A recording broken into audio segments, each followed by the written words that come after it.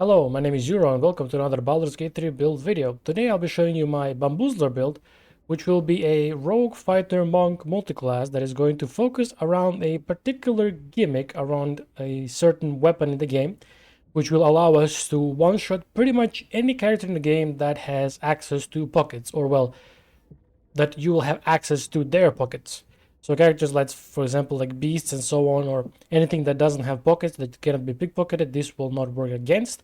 But that is a very small minority of creatures in the game, I would say. So the build itself will, after you use this Twist of Fortune weapon, after you use its special weapon action, you will generally then play just as a normal fighter, but you will have high dexterity and you will use your Morning Star, even though it is a non-finesse weapon, because of that one monk level, we'll be able to use it with agility. Alright, so let's get into the character creation. So this, honestly, you can go with any race you want. It doesn't really matter. I chose Halfling because I think Halflings would be fitting. There would be somebody who'd probably want to do this. They would pickpocket you a boatload of gold, and then they would make you basically explode because of it.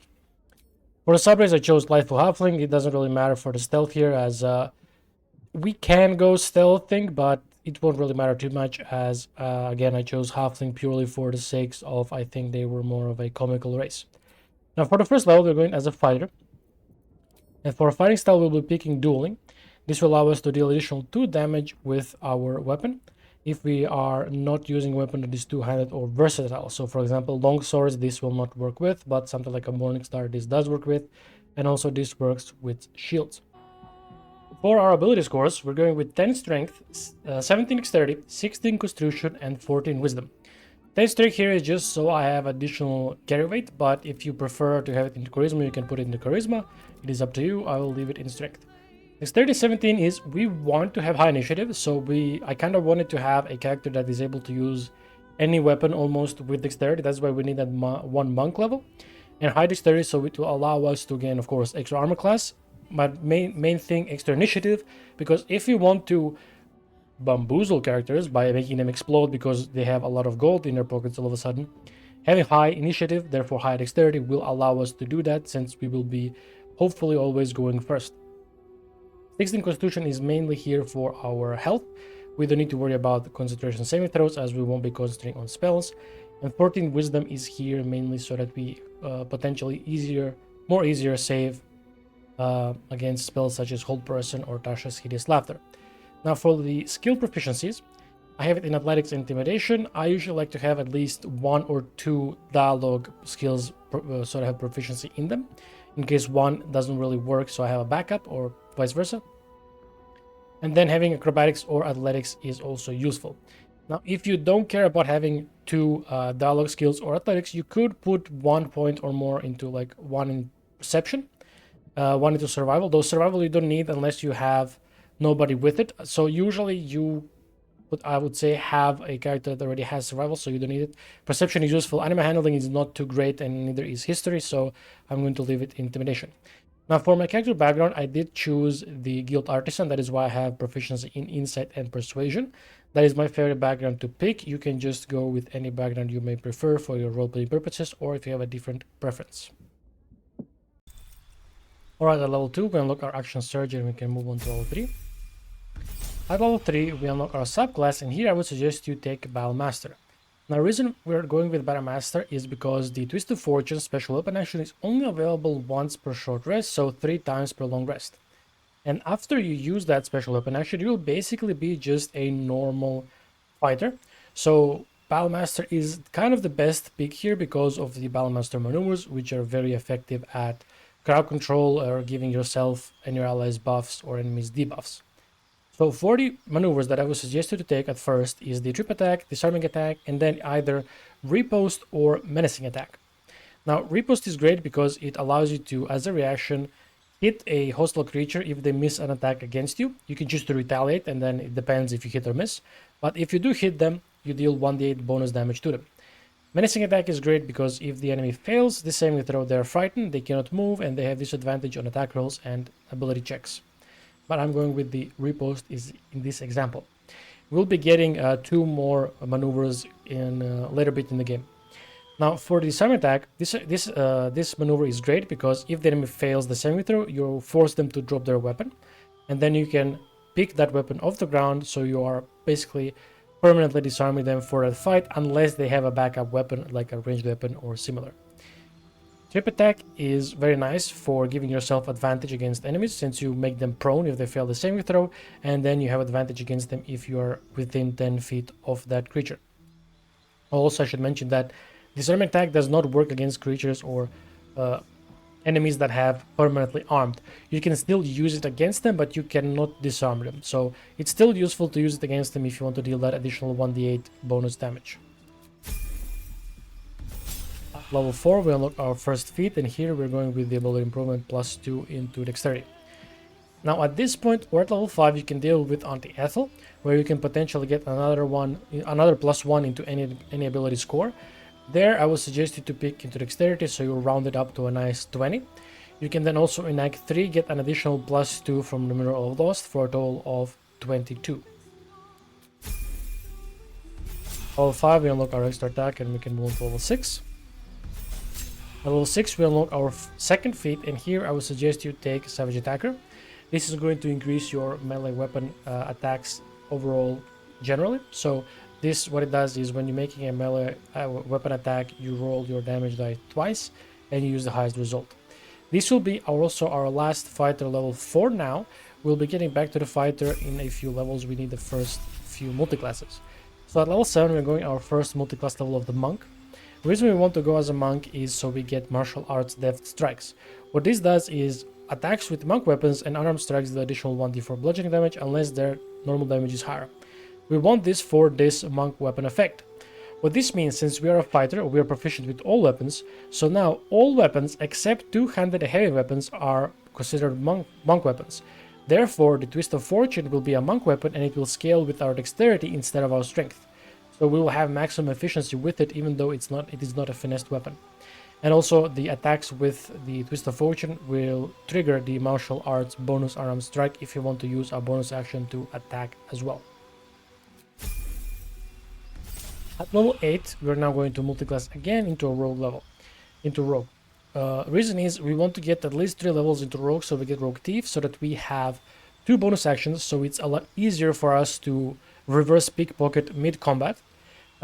You can do this now as well, but you will need to, of course, use your action surge to do it. Now, we also get some skill proficiency here as a rogue, so we can choose a few points. So what I would suggest you to do is this, you can keep it in sleight of hand if you do not have a pickpocket in your party. Otherwise, if you do, I would remove these 2 and then put them into either investigation, insight, or perception.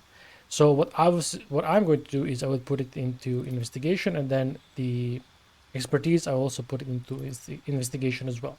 Investigation is quite useful. Same thing with insight and perception. And then moving on to level 9. Now level 9, we unlock our cunning actions, so we get bonus action hide, dash, and disengage. All 3 of these will be useful for us. And lastly, our last rogue level will be at level 10. We get our subclass, and here we're going with the Rogue Thief. This gives us a bonus action, which will be very useful. I will show how to use it in the battle showcase. And then we get second story work. We master the art of falling and gain resistance to falling damage. At level 11, we're going to back to our fighter level, and here we unlock 2 more maneuvers. Now here, you can take either, I would suggest highly to take precision attack. This is going to help you with your weapon attack accuracy. And then either take menacing attack, goading attack. Preferably, of course, you would want to take menacing attack, as I think it is better. Precision, what it does, it just adds a 1 superiority die to your weapon attack roll, so you have 1d8 greater accuracy. And lastly, at level 12, we unlock our third and last feat. Here, I would suggest taking either Alert, which gives you +5 to initiative and you can be surprised, although that potentially could be an overkill, as we'll get some more initiative from our equipment. Or what you could go with is, what I went with, is the Mobile. What this does is your movement speed increases, difficult terrain doesn't slow you down when you dash, and you do not provoke opportunity attacks after you make a melee attack against the target standing next to you. So this can help you get to where you need to be without enemies interrupting you. But that's it for the levels. I will now see you in the equipment section. Alright, so here we are in the equipment section. So let's start with our headgear. Here we have the haste helm. At the start of combat, the wearer gains momentum for 3 turns. So what this does, this increases your movement speed by 5 feet per turn remaining. So basically at the beginning, you will have 3 turns that will increase your speed or your movement distance by 15 feet in total. And it's going to go down as, of course, turns progress. Now for the alternatives, I do have the helmet autonomy here, proficiency, wisdom saving throws, but honestly, you can go with almost any helmet. But if you can, you would probably want to go with this. You will kind of need this movement so you can get to the target you want to explode with the money you reverse pickpocket them with. For the cloak, I have the Cloak of Cunning Broom. When the wearer disengages, they also create a foggy cloud with 7 feet radius that lasts for 1 turn. What this does is this is going to blind you and the enemies in the foggy cloud, but of course, since you disengaged and it's your turn, you can move outside of this, so you and your allies will have advantage against that target since they are blinded. This cloak is not necessary if you have mobile, for example. They do almost the same thing, but you can take it if you can potentially blind more than one character. But for the alternatives, you can take the Cloak of Protection, Armor Class and Saving Throws +1, or Cloak of Displacement at the beginning of the wearer's turn. The cloak activates, granting enemies disadvantage on attack rolls. So basically, you gain the effect of Blur until you take damage, then it reactivates on the next turn, if I'm not mistaken. For the armor, you have the Armor of Agility. Add your full dexterity modifier to your armor class. Additionally, the armor does not impose disadvantage on stealth checks or stealth ability checks, and you gain saving throws +2. For this build, this is probably the best armor, because this will mean we have a very high armor class, and we don't gain negatives of stealth, even though it doesn't really matter. But having 2 plus 2 to saving throws is quite good as well. For the alternatives, we have the UNT Scale here. Add your full dexterity modifier to armor class. Additionally, the armor does not impose disadvantage on stealth checks, and you gain +1 to initiative rolls. +1 to initiative rolls is quite good, and of course, being able to add our full dexterity modifier is also very good. So if you take the UNT, you will totally have in total 2 less armor.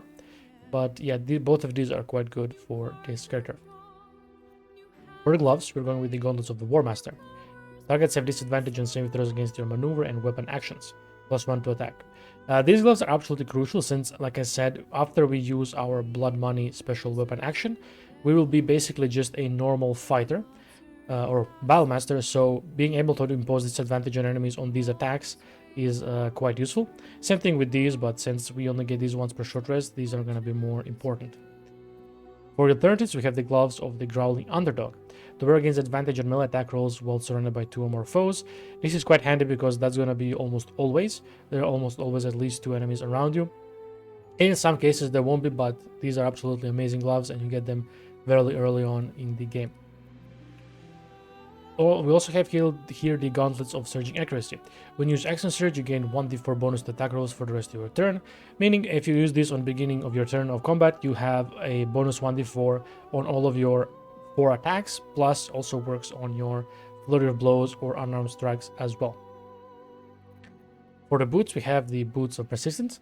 You gain freedom movement and long strider. Freedom movement is great because this makes it so that difficult terrain does not reduce your movement speed, and you also become immune to paralyzed and restrained.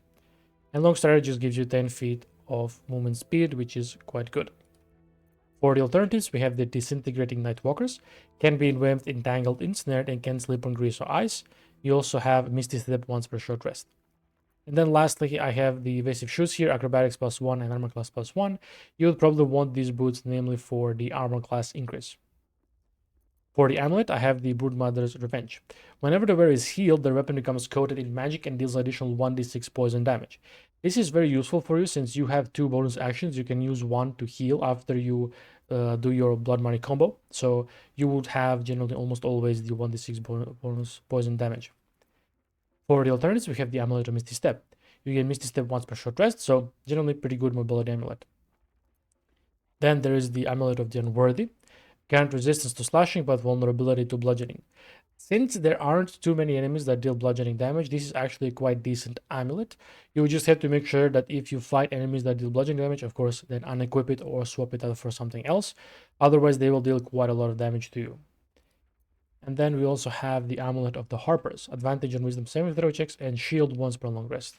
This amulet would be awesome if the shield was once per short rest. But since it's on long rest, it's quite okay. It's great because you gain, of course, the wisdom advantage on wisdom saving throw checks. And you can, of course, have any combination of these, so you can just swap them out if you want to. Now, for rings, we have the acoustic band. Whenever your weapon attacks also deal 2 acid damage. So generally a good item for increasing your overall damage by 2 acid. And then we have the killer sweetheart. When you kill a creature, your next attack will be a critical. Once spent, this effect refreshes after a long rest. This is absolutely crucial ring to have on this build if you're trying to use the blood money weapon action on a high armor class enemy. So if you try to, for example, if like your chance to hit them is like 70% with advantage, this ring will be absolutely crucial because this guarantees you a hit even if you miss. When you activate this, it turns that miss into a critical hit. So it's very important to use with this since this is a weapon action. And if you miss this attack, that's it. You basically lose the effect of blood money until you gain a short rest, of course. For the alternatives, instead of the acoustic band, you can use the Crusher's Ring or the Ring of Protection, armor class and secondary +1, and the Crusher's Ring gives you +10 movement speed, +10 feet of movement speed. Now for the weapon, we have the Twist of Fortune itself. It has the effect Twist of Fortune when you roll a 2 or less with this weapon damage die, reroll it and take the new result. So this has a pseudo Savage Attacker built in, although Savage Attacker is potentially better since this only works on a 1 or a 2 on damage. Now, for the rest of its effect, it's just a standard Morningstar, except it, of course, has this blood money effect. So what this does is you strike out greedily, dealing additional 4 piercing damage per 300 gold that target possesses. The gold will be consumed. This damage scales with your proficiency modifier, so once you get this weapon, you will most likely have a proficiency bonus of 3, so this will be 3 piercing per 300 gold. Now, because of the requirement that you need 300 gold, this is why we need to reverse pickpocket gold into other people's inventories. And that's one kind of a hindrance in this build, is you will need a lot of gold if you want to one-shot bosses with this.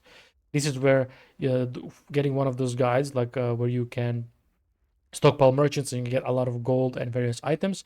That's what I've been doing. So I've been getting a lot of gold to actually test this on.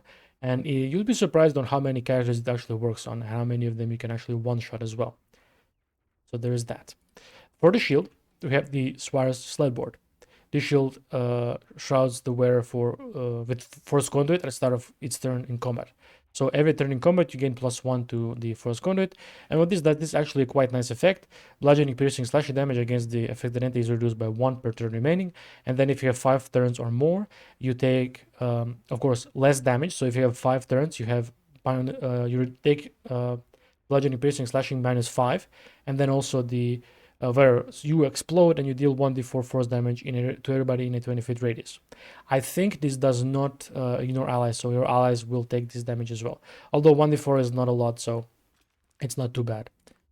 And for the alternative, you can take the Sentinel Shield. This gives you +3 to initiative and advantage on perception ability checks. Mainly you would want this because of this initiative, so then with your dexterity modifier, that'll be a +8.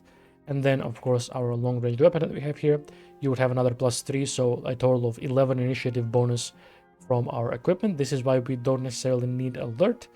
And the Halari Longbow is very good here because of the Fiendish Fire.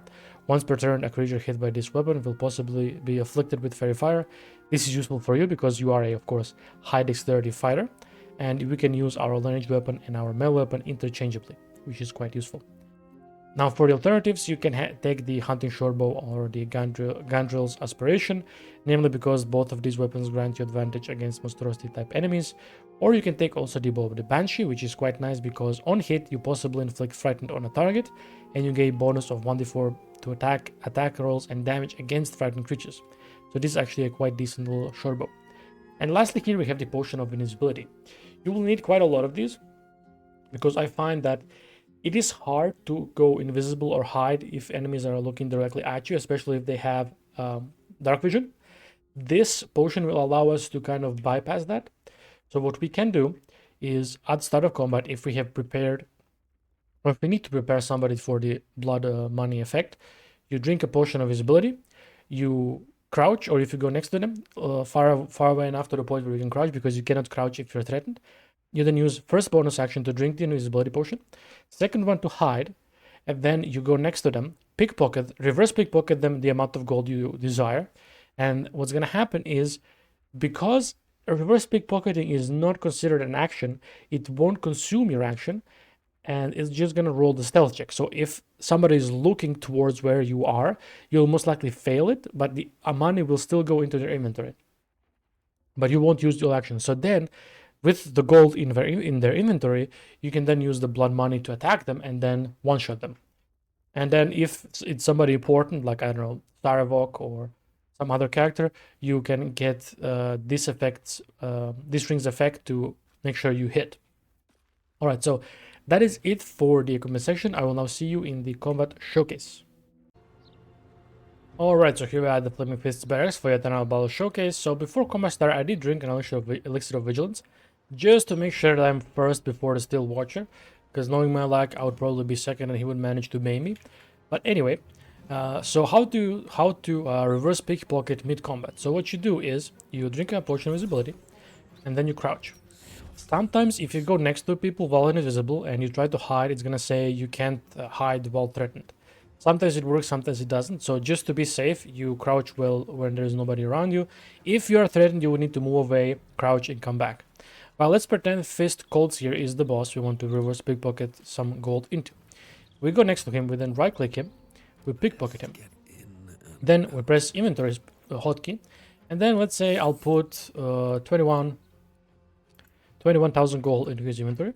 That's gonna work with our requirement of 300 or more, since it can be divided or multiplied by 3, right? And now, for example, we succeeded the hiding check because we didn't have anybody with dark vision directly looking at us. So we lost our invisibility because we used an action, quote unquote. Because if you look here, we actually didn't consume our action, because reverse pickpocketing doesn't consume an action. The game thinks it does, but it actually doesn't. And then what we do is, since we have 99% chance to hit, we would not need to use our ring. But if we did, we would of course, you would probably want to go, before you go to the boss fight, kill something, so you have banked up a critical hit, and then you do something like this. So we dealt 280 damage with 21,000 gold that we stored onto him. Because if you look here, proficiency of 4 times 70, 21,000 and 2 gold. He had 2 gold on him, but that doesn't matter. So it went to around 200 in damage. Alright, so that is it for the build. I will actually go after the outro.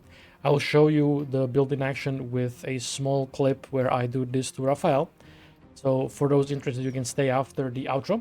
For those of you who are not, that is it for the video. I hope you enjoyed. I would appreciate if you leave the like and subscribe for more Baldur's Gate 3 content, and I'll see you in the next one.